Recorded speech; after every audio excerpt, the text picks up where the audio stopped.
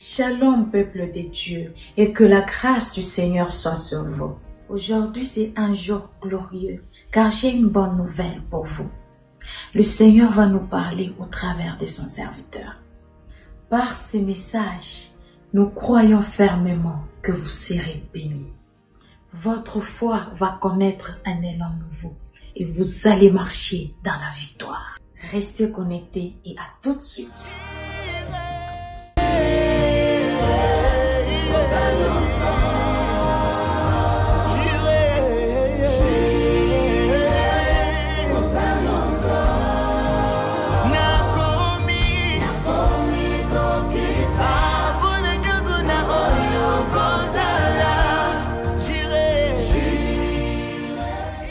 Bonjour, pasteur. Bonjour, bonjour. Nous sommes très heureux de vous avoir encore ce soir sur ces plateaux. J'espère que vous allez bien. Oui, je vais bien par la grâce du Seigneur. Et je suis le plus heureux et je suis content d'être sur ce plateau. Amen. Parce que ce soir, nous allons parler de régner sur le temps.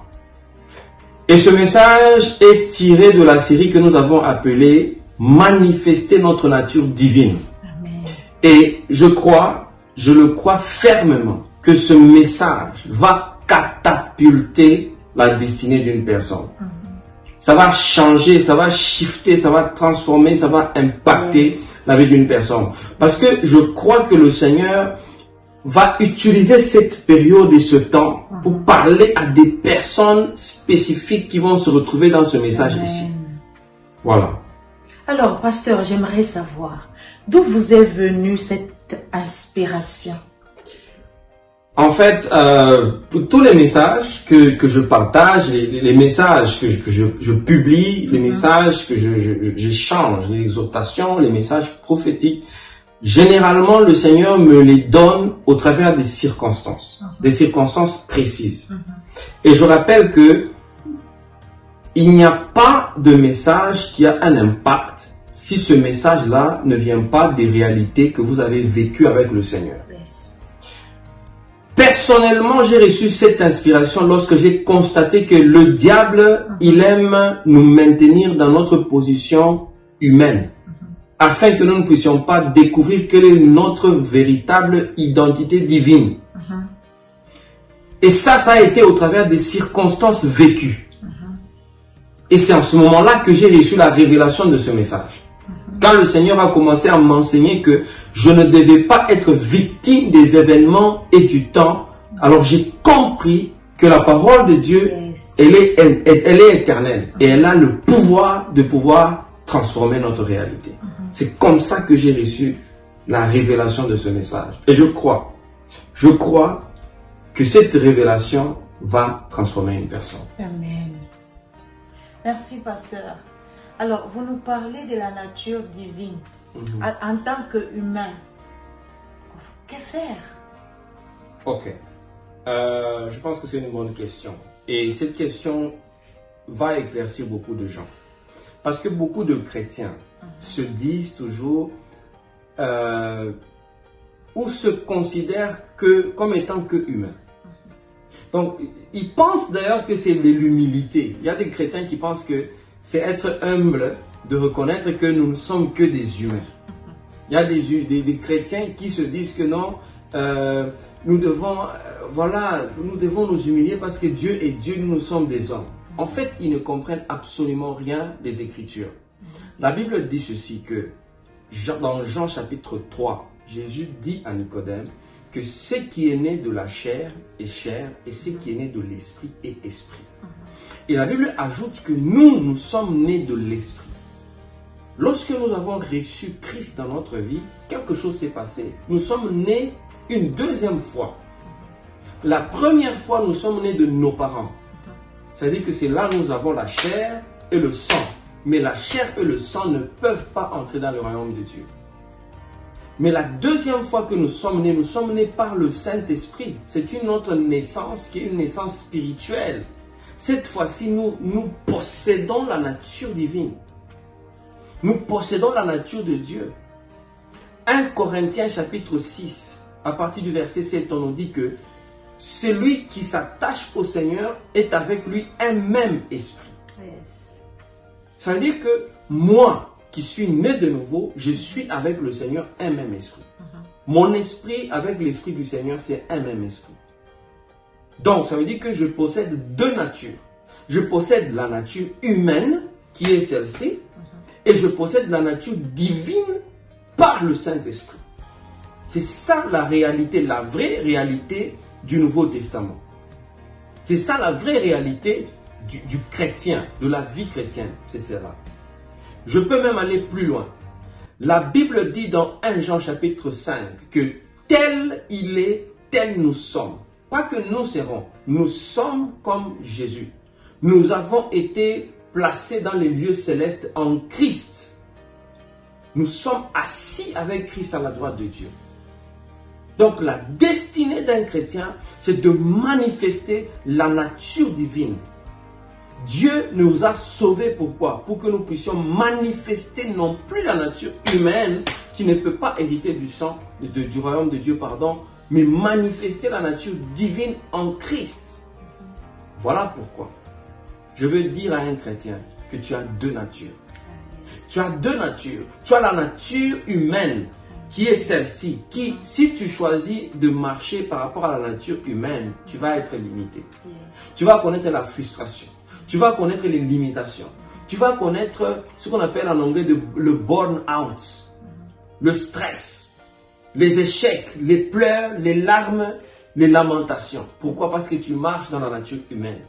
Mais Dieu nous a appelés à manifester notre nature divine. La Bible dit que la nature tout entière et la création tout entière attend avec ardent désir la manifestation des fils de Dieu.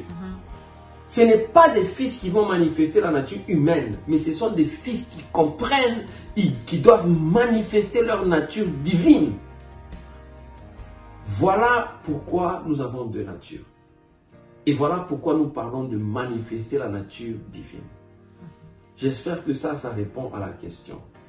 Et j'espère que ça aussi, ça nous permet maintenant de comprendre l'autre partie. Pourquoi est-ce que nous parlons maintenant du temps? En tout cas, ça c'est vraiment une inspiration, pasteur. Je comprends maintenant, donc nous avons deux natures. Ouais. Il y a la nature humaine et la nature divine. Alors, pasteur, que vient faire le temps? Ok.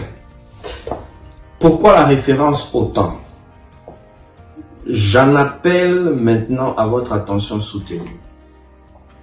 La Bible dit ceci que, quand vous lisez dans Apocalypse chapitre 12, on parle de la chute de Satan. La chute de Satan, il faut comprendre que dès que le diable a été précipité sur terre, quand il a été chassé du ciel, il a été précipité dans le temps. Parce que Dieu vit dans l'éternité. Dieu n'est pas soumis au temps. La nature divine n'est pas soumise au temps. Le diable, à l'époque, il était dans l'immortalité, il n'était pas soumis au temps.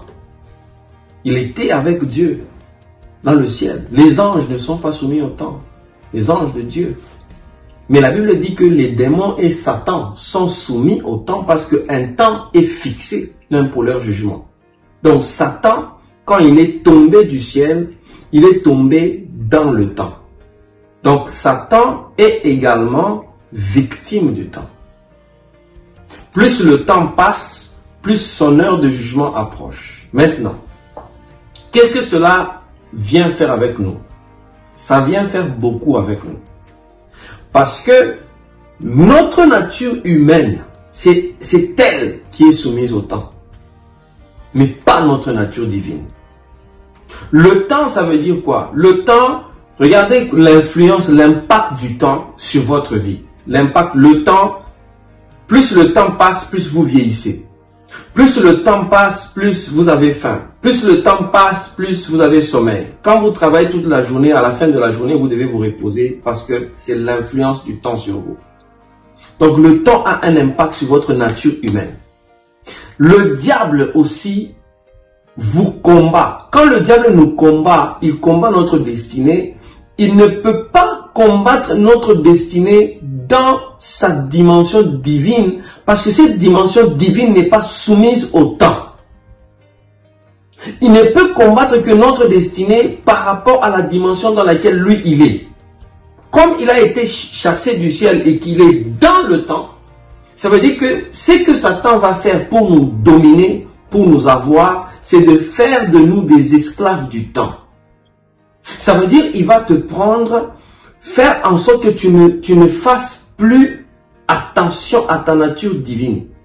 Que tu ne comprennes même plus que tu as une nature qui ne peut pas être soumise au temps. Et donc, il va te mettre en dessous du temps, te rendre esclave du temps afin de te dominer. Parce que lui-même, il est dans le temps. Voilà la référence au temps. Voilà pourquoi, à partir du moment où tu comprends que tu as une nature divine en toi, tu es un même esprit avec Dieu qui n'est pas soumis au temps, alors tu comprends que tu peux dominer le temps. Chaque fois que le diable va vouloir te mettre sous l'influence du temps, tu vas comprendre que il attaque ma nature humaine, mais moi je vais manifester ma nature divine. C'est en fait ça, ce que je veux dire. Maintenant écoutez, je vais aller même plus loin. Je vais dire ceci. Le diable, comment est-ce que le diable vous attaque dans le temps? Citons les éléments du temps. La fatigue, tout ce qui touche à votre corps, tout ce qui touche à vos émotions, appartiennent au temps. Parce que dans l'éternité, dans l'immortalité, il n'y a pas, on ne pleure pas, il n'y a pas de douleur, il n'y a pas de lamentation, il n'y a pas toutes ces choses. Ce sont des choses qui appartiennent à la dimension du temps. Comme le diable est dans cette dimension, il attaque ces choses-là. Il vous envoie des problèmes dans le temps. Il vous envoie des troubles dans le temps. Toutes les tentations, les tribulations, il n'existe aucune tribulation que le diable peut t'envoyer dans la dimension divine, là où tu es avec Dieu. Il attaque ce que tu as dans le temps. Il attaque ce qui est soumis au temps. Il attaque ton travail parce que ton travail est soumis au temps. Il attaque ton mariage parce que ton mariage est soumis au temps. Il attaque ton corps parce que ton corps est soumis au temps. Il attaque tout ce que tu possèdes parce que ce que tu possèdes est soumis au temps. Mais à partir du moment où tu comprends que je peux vivre au-dessus de ma nature humaine, manifester ma nature divine, en ce moment-là, je ne deviens plus esclave des attaques du diable. Quand le diable veut attaquer ce que j'ai dans le temps, je monte dans une autre dimension dans laquelle je suis et je manifeste cette dimension-là. Je manifeste ma nature à ce niveau-là. Et je suis vainqueur du diable. Voilà l'impact, voilà le lien. Je suis en train de dire à une personne que le diable t'a attaqué. Le diable t'a attaqué au niveau de ta nature humaine. Le diable attaque ta vie au niveau de la nature humaine. Mais je t'informe qu'il est possible que tu puisses manifester ta nature divine. Amen. Il est possible que tu sois vainqueur de Satan. Amen. En manifestant ta nature divine. Yes. Et peut-être que tu es en train de me poser la question, comment je vais manifester ça? Je vais te parler de l'élément d'une arme fatale qui va te montrer comment tu peux manifester cela. Et à partir de cet instant-là, tu vas voir que ta vie va prendre un autre tournant. Ta vie va manifester une autre nature. Et tu vas voir les choses commencer à bouger dans ta vie. Ouh, pasteur, c'est vraiment très profond. Alors je pense que nous allons souffler un peu. Je demande à la technique de nous balancer un cantique qui va nous aider à rester connectés à ces messages.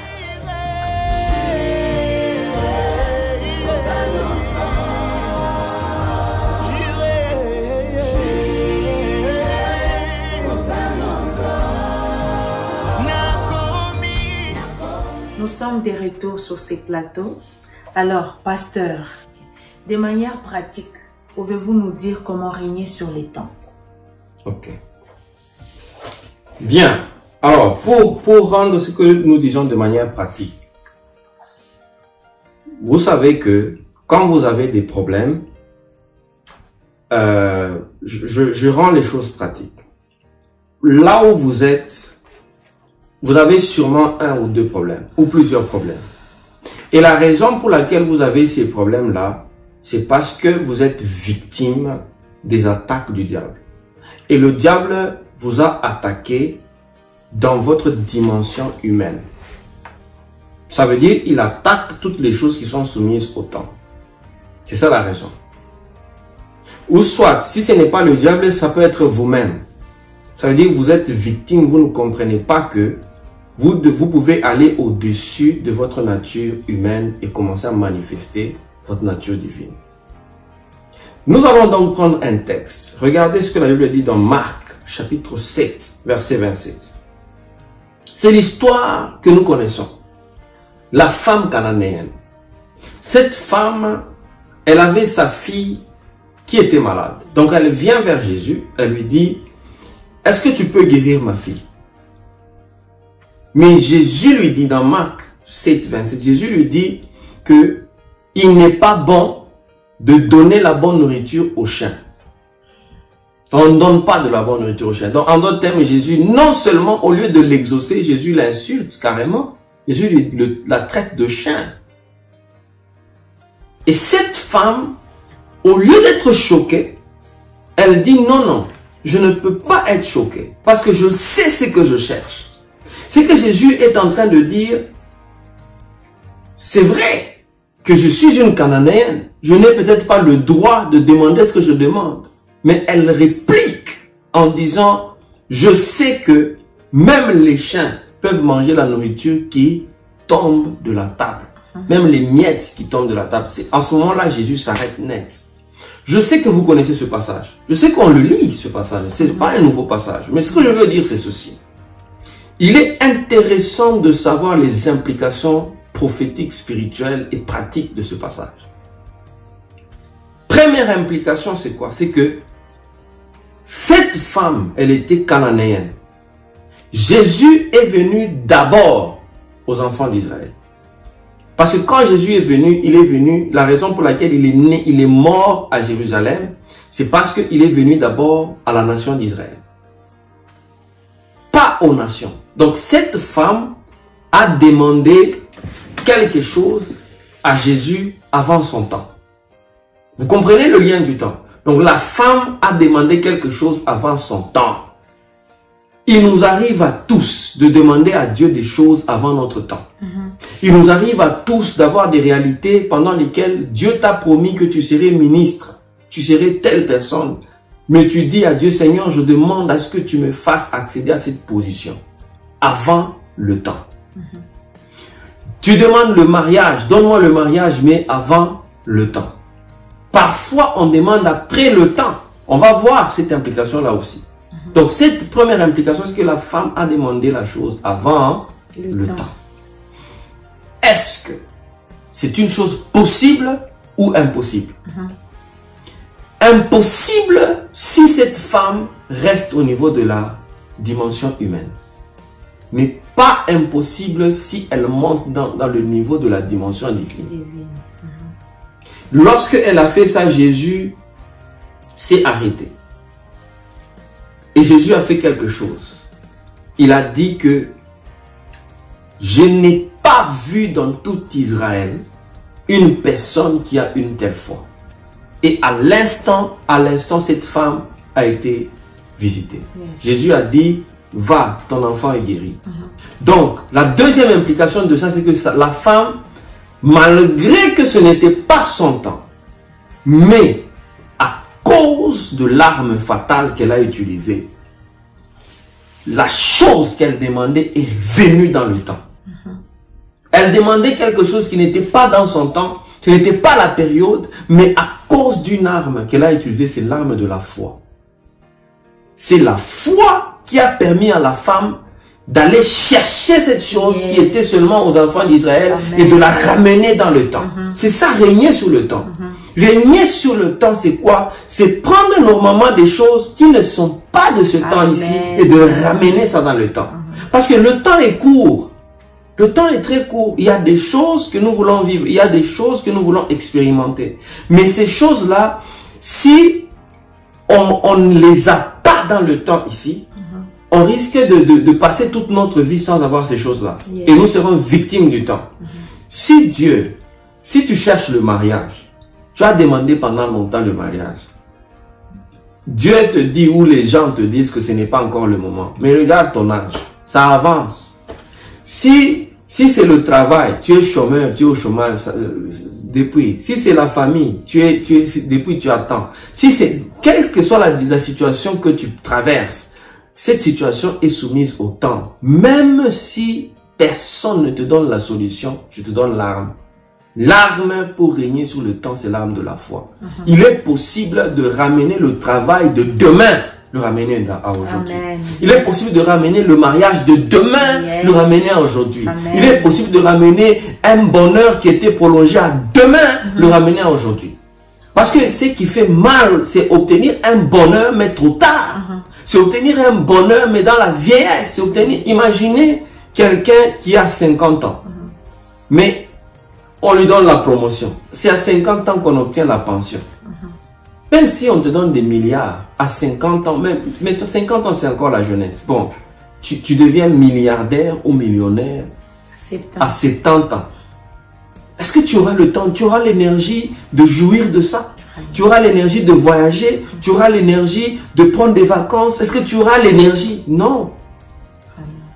Pourquoi ne pas, par la foi, saisir cela et ramener ça dans le temps? C'est ça, régner sur le temps. Amen. Cette femme nous donne la clé sur régner dans le temps.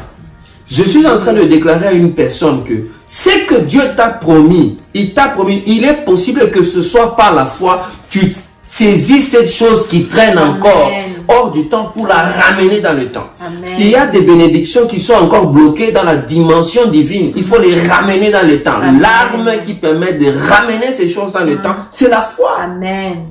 On a libéré des paroles prophétiques sur toi.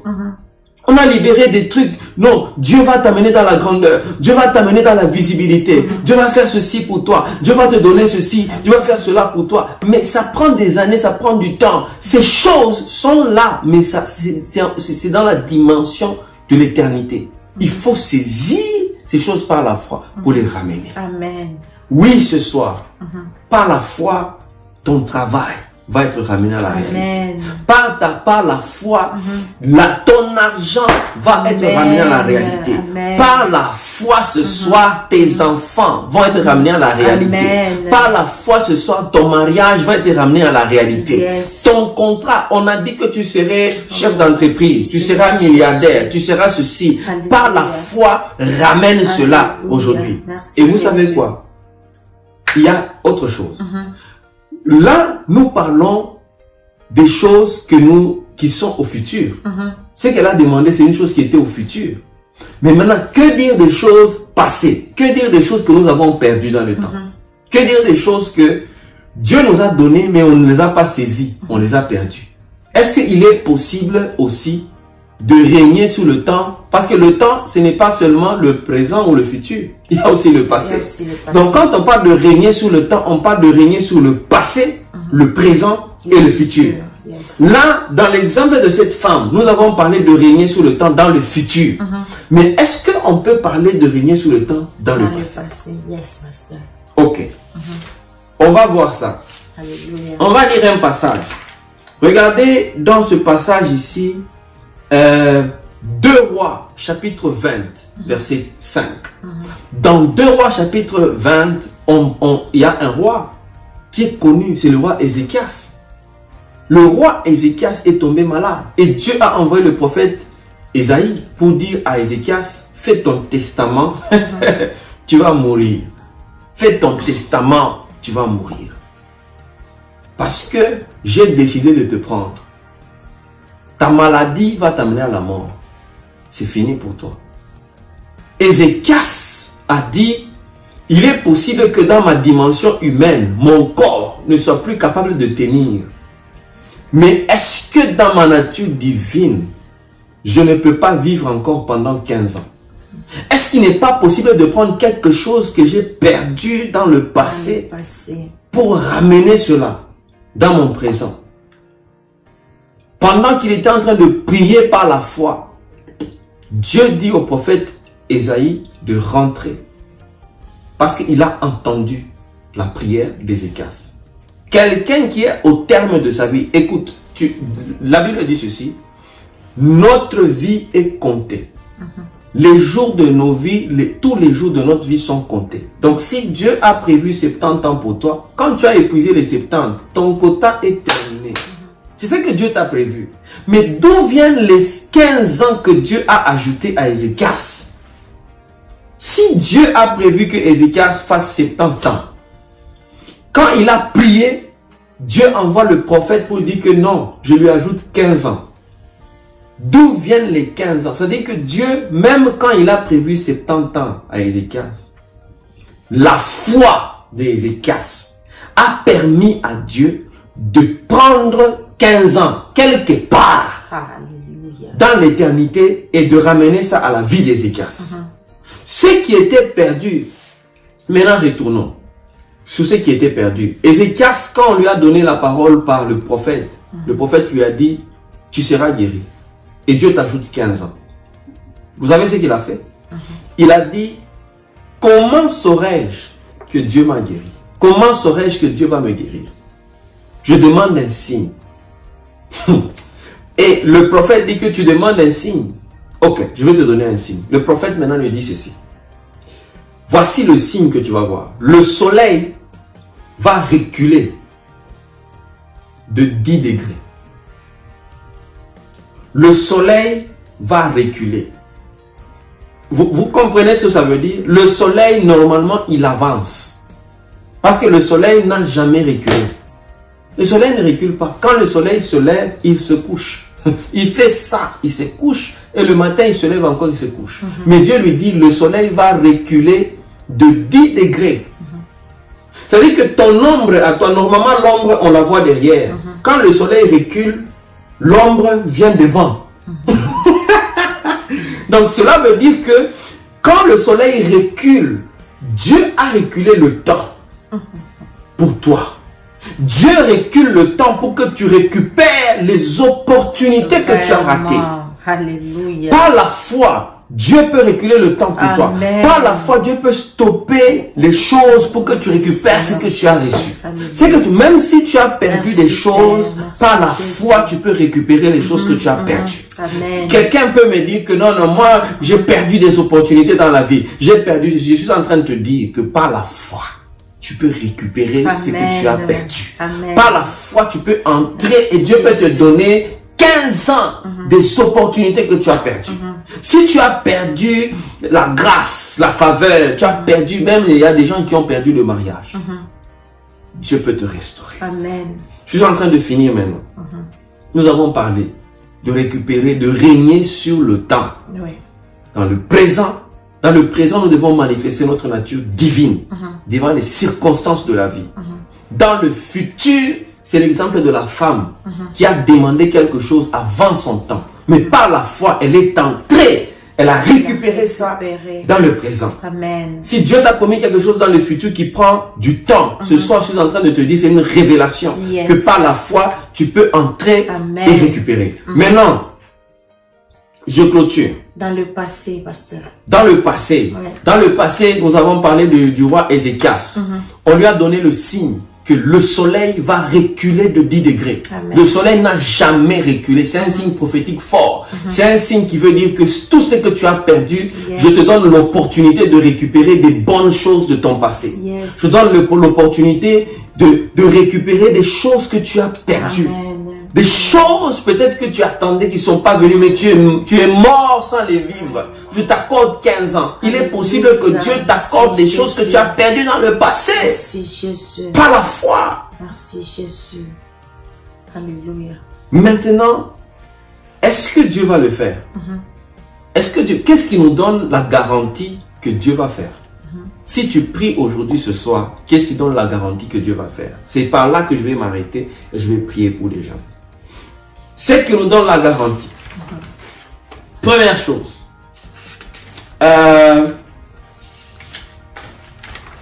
On nous dit dans 1 Jean chapitre 5, verset 14, que nous avons l'assurance en lui que tout ce que nous demandons dans sa volonté, il nous accorde.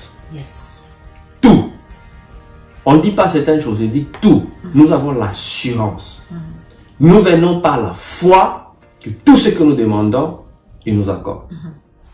Deuxième passage, 2 Corinthiens chapitre 1 verset 20, on dit toutes les promesses de Dieu sont oui et amen. Les promesses de Dieu, c'est la parole de Dieu. Quand tu pries aujourd'hui, tu dis à Dieu, Seigneur, ta parole dit que nous allons dominer sur la terre. Ta parole dit que nous sommes la lumière du monde, le sel de la terre.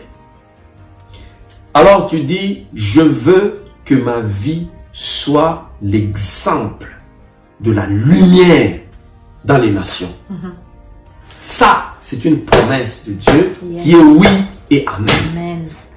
Quand on dit que la promesse de Dieu est oui et amen, ça veut dire que quand tu pries selon la parole, Dieu va dire non. Quand tu pries selon la parole, Dieu va dire non, je ne te donnerai pas parce que tu as péché. Je ne te donnerai pas parce que tu n'es pas né de nouveau. Je ne te donnerai pas parce que.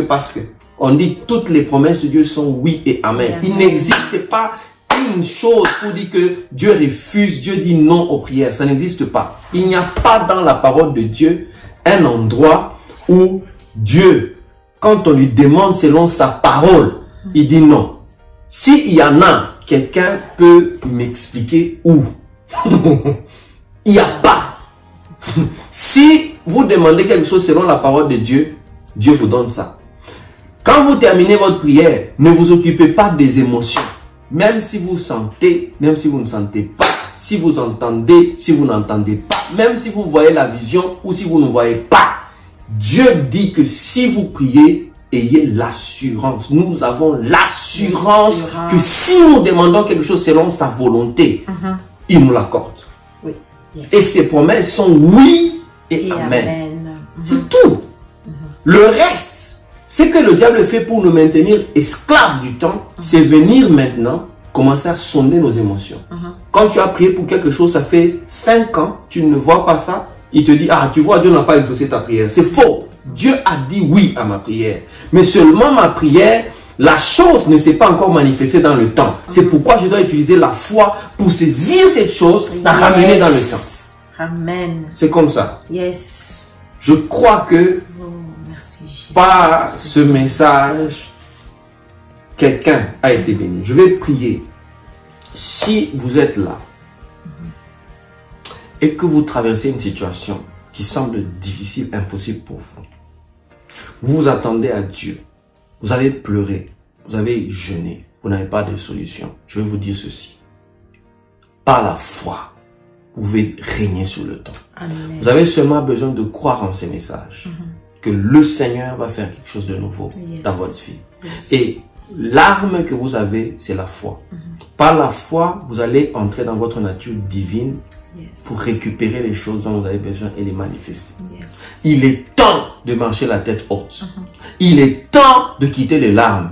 Il est temps d'arrêter de dormir et de pleurer, de se lever debout et de témoigner. Il est temps de manifester la gloire de Dieu. Il est temps de chanter la gloire de Dieu. Maintenant, n'attendez pas demain quand vous allez mourir. C'est maintenant. La Bible dit ceci. Pierre demande à Jésus, nous avons tout quitté. Qu'est-ce qu'on va gagner? Jésus lui dit, vous aurez ici et maintenant des terres, des serviteurs, la gloire. Vous aurez toutes ces choses et vous aurez au centuple la vie éternelle. Donc Jésus dit que ici d'abord vous aurez des choses. Vous serez dans la joie. Parce que beaucoup de chrétiens qui ne sont pas honnêtes, ils pensent que sur terre, on doit beaucoup souffrir afin qu'on soit heureux au ciel. Non, non, non, non, non, non, non, non, non, non, non. Ce n'est pas ça la parole de Dieu. Non. Sur terre, on doit se réjouir. C'est vrai qu'il y a des problèmes, mais ces problèmes-là, nous avons la nature divine pour être dessus de ça. Pour régner sur ces problèmes-là. C'est pourquoi nous parlons de ce message. Que ta joie déborde. Je suis en train de prier maintenant dans le nom puissant de Jésus. Seigneur, toute personne qui a entendu ce message, je prie maintenant que ta gloire puisse couvrir cette personne. Par la foi, j'entre dans le domaine divin. pour récupérer les choses qui appartiennent à une personne qui a perdu la faveur, qui a perdu la vie, qui a perdu l'espoir, qui a perdu la joie, qui a perdu son mariage, qui a perdu son travail, qui a perdu quelque chose que ce soit, même sa foi. Je suis en train de prier pour la restauration au nom suprême de Jésus. Par ce message, Seigneur, qu'une personne soit visitée pour commencer à manifester sa nature divine. Désormais, tu ne seras pas victime de l'ennemi, mais tu vas marcher de manière triomphale. Désormais, tu ne vas pas marcher dans la honte, mais tu vas marcher dans la gloire. Je déclare la gloire de Dieu sur toi. Je déclare l'honneur, la joie, la progression, la prospérité. Au nom suprême de Jésus, nous avons ainsi prié. Amen. Amen. Que Dieu vous bénisse. N'oubliez pas de vous abonner sur notre page pour les prochains rendez-vous. Et je vous dis qu'il y a des bonnes choses qui viennent encore pour la suite. Merci. Merci et à la prochaine.